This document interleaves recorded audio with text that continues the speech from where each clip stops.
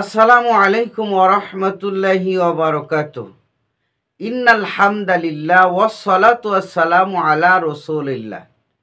সম্মানিত দর্শক শ্রোতা, মসজিদে যখন আজান হয়, মানুষ মুসলমান ইমানদার যারা তারা আজান শোনার সাথে সাথে আবার মসজিদে চলে যায়। মসজিদ থেকে দূরে তারা থাকে না, বরং দূরে থাকলেও সেখান থেকে তারা হেঁটে হেঁটে বা দ্রুত গতিতে মসজিদে শরিক হয়, জামাতে মসজিদে উপস্থিত হয় জামাতে শরিক হওয়ার জন্য।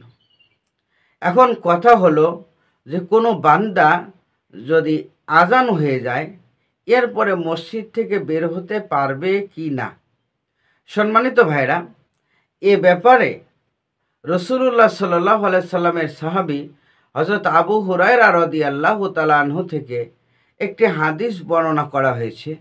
যেই হাদিসে রাসূলুল্লাহ সাল্লাল্লাহু আলাইহি সাল্লাম সাহাবীদেরকে নির্দেশ দিয়েছেন যে তোমরা শোনো, যখন আযান হয়ে যাবে, আল্লাহ রসুল বলেছেন ইজা কুনতুম ফিল মসজিদি, যখন মসজিদের মধ্যে তোমরা উপস্থিত থাকো, এরপরে ফানুদিয়া বিসসালাতি, নামাজের জন্য ডাকা হয়, অর্থাৎ আজান দেওয়া হয়।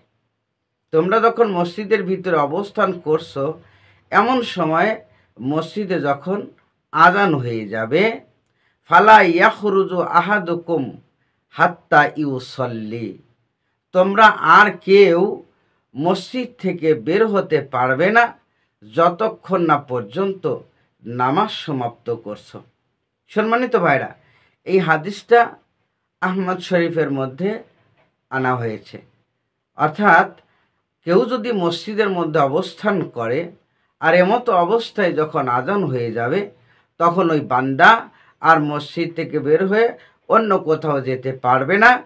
অবশ্যই নামাজ সমাপ্ত করে তারপরে মসজিদ থেকে বের হবে।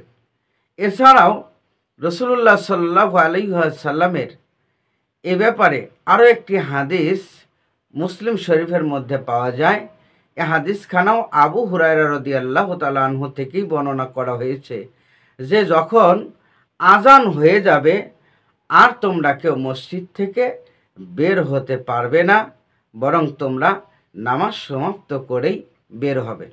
ভাইরা আমার, তাহলে এই হাদিস থেকে আমরা উপলব্ধি করলাম যে আজান হয়ে গেলে অবশ্যই নামাজের জন্য প্রস্তুতি নিতে হবে এবং মসজিদে প্রবেশ করতে হবে, মসজিদ থেকে বের হওয়া যাবে না।